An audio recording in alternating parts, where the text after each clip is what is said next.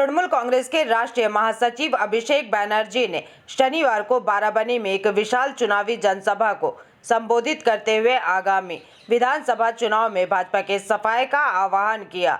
भारी जनसैलाब और विशेषकर महिलाओं की बड़ी उपस्थिति से गदगद अभिषेक बैनर्जी ने दावा किया कि पश्चिम बंगाल में चौथी बार मां माटी मानुस की सरकार की वापसी तय है।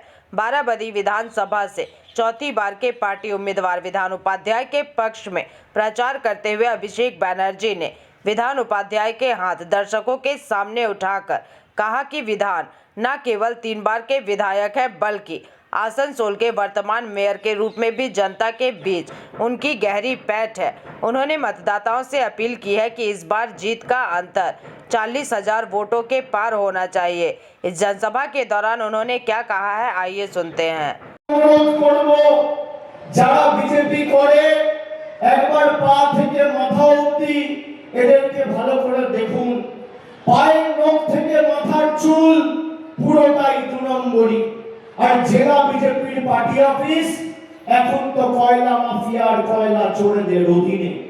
আমি আপনাদের বলি, আপনারা বাড়ি গিয়ে দেখুন, পাড়ায় গিয়ে, গ্রামে গিয়ে, এলাকায় গিয়ে কোন ভদ্রলোক, কোন সভ্য লোক, কোন শিক্ষিত লোক, কোন মার্জিত লোক ভারতীয় জনতা পার্টি করে না। যত চোর, ছ্যাঁচোর, 2 নম্বরই, মদ্যপ, মাতাল, কয়লা চোর, মাফিয়া, ভুইফোর, তোলাবাজ, পাতাখোর, চিটিংবাজ, বেঈমান, গদ্দার, ধর্ষক, খুনি, অত্যাচারী সব বিজেপিতে। এই হচ্ছে বিজেপির আসল চেহারা। আমি যদি শুরু করি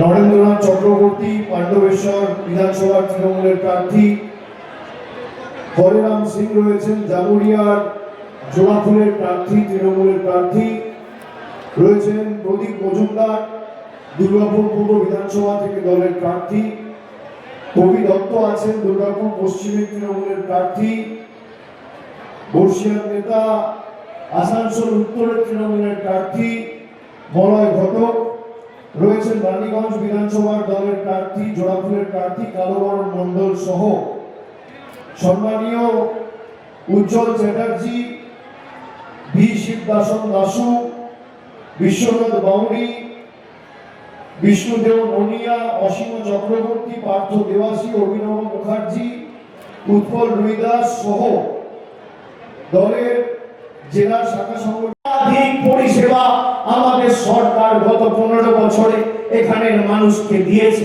এবার আমি আপনাদের বারাবণীতে কত মায়েরা লক্ষ্মীর ভান্ডার পেয়েছেন, কতজন স্বাস্থ্য সাথী পেয়েছেন, কতজন কৃষক বন্ধুতে উপকৃত হয়েছেন, কতজন আবাস যোজনায় বাড়ি পেয়েছেন, কতজন খাদ্য সাথীতে রেশন পেয়েছেন, তাদের পরিসংখ্যানও আপনাদের কাছে দেব। আমার চ্যালেঞ্জ থাকলো যে বিজেপির নেতারা যারা প্রার্থী হয়েছেন তাদের সাথে দিল্লির বহিরাগত যত বড় নেতা আছে আর বুথ স্তরে বিজেপির যদি কোনো কর্মী থাকে তাকেও চ্যালেঞ্জ। আপনারা জায়গা ঠিক করুন, সময় ঠিক করুন। এক প্রান্তে মঞ্চ তৈরি করে আপনি থাকবেন আর এক প্রান্তে আমি থাকবো। আপনি আপনার মোদী সরকারের 12 বছরের রিপোর্ট কার্ড নিয়ে যাবেন আর একদিকে আমি ছাদের ব্যবস্থা করেছি। আমাদের পঞ্চম প্রতিজ্ঞা, কেন্দ্র সরকার টাকা দিক আর না দিক, আগামী দিন সরকার তৈরি হওয়ার পর আগামী 5 বছরের মধ্যে বাংলায় যত পরিবার রয়েছে যার মাথার উপর সত্যি ছাদের প্রয়োজন, সবাইকে বাড়ির টাকা আমাদের সরকার দেবে, বাড়ির ব্যবস্থা আমাদের সরকার দেবে। এটা আমাদের দায়িত্ব। এখানে কিছু স্থানীয় সমস্যা আমি শুনেছি, বিশেষ করে বারাবণী ও সালানপুরে জল ছাড়াও জলের একটা সমস্যা রয়েছে, সেটা তো আমাদের প্রতিজ্ঞায় রয়েছে। আমরা কাজ করতে বদ্ধপরিকর, আমরা কথা যখন দিই আমরা অক্ষরে অক্ষরে কথা রাখি। এছাড়াও বারাবণী ও সালানপুর ব্লক মিলিয়ে প্রায় 8-10 হাজার শ্রমিক রয়েছে যারা পাথর ভাঙার ক্রাশার এর কাজের সাথে নির্ভরশীল। এদের সবার বায়ুবাহিত রোগ, যাকে আমরা সিলিকোসিস বলি হওয়ার সম্ভাবনা থাকে। ব্যানার্জি, অভিষেক ব্যানার্জি, নমস্কার। যেহেতু প্রচন্ড গরম রয়েছে এবং আমরা যার বক্তব্য শোনার জন্য এসেছি, আমাদের নেতা অলরেডি চলে এসছে। আজকে বারাবণী বিধানসভায় আমাদের যে নেতা, আমাদের সেনাপতি অভিষেক বন্দ্যোপাধ্যায়ের প্রোগ্রাম নির্বাচন উপলক্ষে উপস্থিত আছেন। আমাদের জেলা সভাপতি আছে, মমতা আছে, প্রদীপদা আছে, কারবন্দা আছে, হররাম চেরা আছে, উজ্জ্বলদা আছে, দাসুদা আছে, আমাদের বিশ্বনাথ কাকু আছে, সরি বন্ধু কবি দত্ত আছে, বাপ্পা আছে এবং সর্বোপরি সমস্ত উইংসের প্রেসিডেন্টরা আছে, পঞ্চায়েত সমিতির সভাপতিরা আছে, আমাদের বারাবণী ব্লক প্রেসিডেন্ট রশিদ আছে, সালানপুরের আরমান্দা, ভোলা, মুকুল সবাই আছেন এবং সর্বোপরি আপনারা সবাই আছেন। সকলকে অনেক অনেক অভিনন্দন, প্রতি শুভেচ্ছা। প্রথমত আমি ধন্যবাদ জানাবো বারাবণীবাসীর পক্ষ থেকে এবং কৃতজ্ঞতা জানাবো আমাদের নেত্রী মমতা বন্দ্যোপাধ্যায় এবং নেতা অভিষেক বন্দ্যোপাধ্যায়কে, যে চতুর্থবারের জন্য আবার উনি আমাদের উপর আস্থা রেখেছেন, ভরসা রেখেছেন।